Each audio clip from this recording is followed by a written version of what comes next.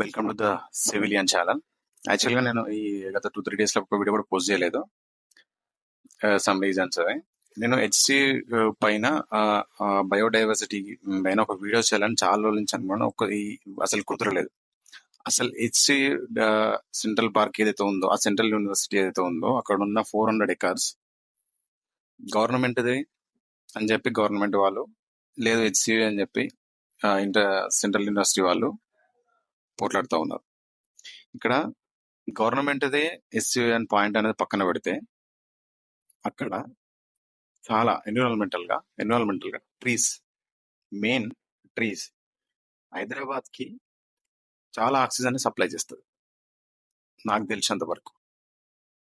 అందులో చెట్లు కాకుండా కొన్ని యానిమల్స్ కానీ, డీర్స్ కానీ, ఫాక్సెస్ కానీ, సమ్ ఏదైనా ఏదో ఒక జంతువే. మనం ప్రాణం ఎలా ఉందో వాటికి కూడా ప్రాణం ఉంది.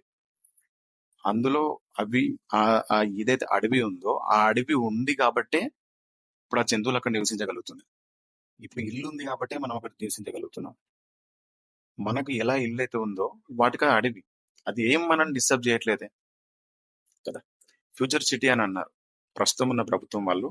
ఫ్యూచర్ సిటీ నేను నిర్మించబోతా ఉన్నాం, ఇది భవిష్యత్తులో మనకు ఉపయోగపడుతుందంట. నన్ను అడిగితే తల్లిని చంపుకొని డబ్బు సంపాదించడం, దీనికోసం ఫ్యూచర్ సిటీ. దేనికోసం? ఎంత ఫ్యూచర్ సిటీ ఉన్నా, ఎంత టెక్నాలజీ వచ్చినా మనం అన్నమే తినాలి.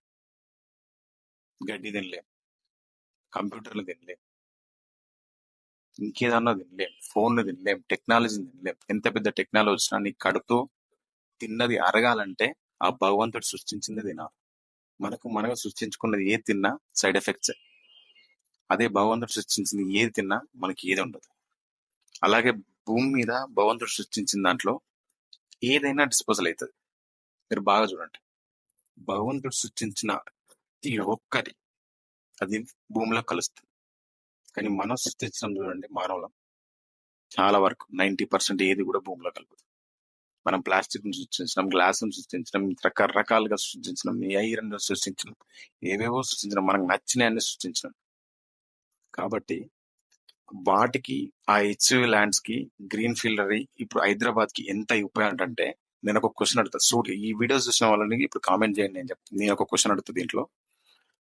ఇప్పుడు ఒక మనిషి యావరేజ్ గా పుట్టినప్పటి నుంచి చచ్చిపోయే వరకు చాలా ఆక్సిజన్ కావాలి.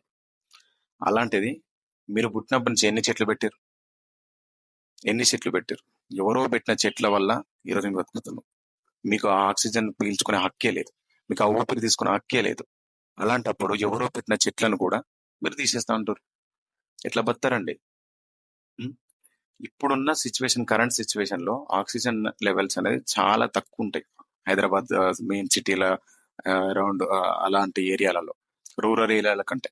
ఎందుకంటే అక్కడ వెహికల్స్ పొల్యూషన్ ఎక్కువ ఉంటుంది, కంపెనీస్ ఉంటాయి, లార్జ్ స్కేల్ ఆఫ్ ఇండస్ట్రియల్స్.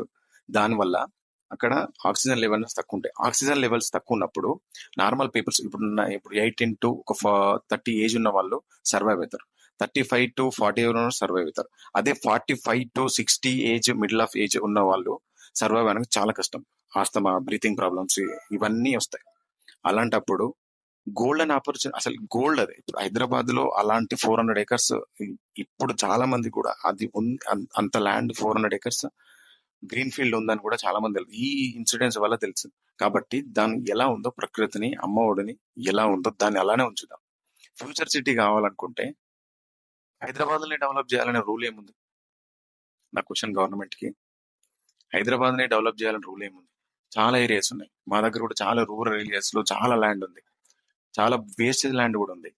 అలాంటి ల్యాండ్ లో ఫ్యూచరిస్టిక్ డెవలప్మెంట్ చేయండి, అలాంటి ల్యాండ్ లో రోడ్లు వేయండి, అలాంటి ల్యాండ్ లో దాన్ని ఫ్యూచర్ లో డెవలప్మెంట్ చేయండి. ఉన్న దగ్గర హైదరాబాద్ ఆల్రెడీ డెవలప్ అవుతుంది. అసలు ఇప్పుడున్న ఐటీ సెక్టార్ ప్రకారం హైదరాబాద్ ఎప్పుడో 2040 లో ఎంత అయితే ఉండాలో అంత ఐటీ సెక్టార్ ఉంది. రీసెంట్ గా కేటీఆర్ గారు కూడా అని చెప్పారు, అంత ఐటీ సెక్టార్ ఉంది ఆల్రెడీ. కాబట్టి ఇప్పుడున్న దాన్ని మనం ఉన్నదట్టుగా మన భవిష్యత్ తరాలకు అందిస్తేనే మనం బతుకుతాం. ఆల్రెడీ 2025 లా ఉన్నాం. యావరేజ్ గా ఎన్విరాన్మెంటల్ గా చాలా పొల్యూషన్ ఉంది. సౌండ్ పొల్యూషన్ అని, ఎయిర్ పొల్యూషన్ అని, ఇంకేదో పొల్యూషన్ అని, చాలా పొల్యూషన్ వల్ల ఆల్రెడీ పీపుల్స్ అంతా సతమతం అవుతారు. ఉన్నదాన్ని ఉంచి కొత్తదాన్ని తెచ్చుకోక తుంచి సారీ మనం ఉన్న మొక్కలని ఇప్పుడు నేను క్వశ్చన్ అడుగుతున్నా. చాలా మంది ఎవరు కూడా మొక్కలు నాటారు కదా. ఇప్పుడైనా మీ జీవితంలో ఎన్ని మొక్కలు నాటారో ఒక్కసారి మీరు కామెంట్ చేయండి. ఒక్కసారి మీరు కామెంట్, మీరు ఎన్ని మొక్కలు నాటారో, మీకు ఎంత ఆక్సిజన్ అవసరం ఉంటుందో మీరు కామెంట్ చేయండి. Thank you.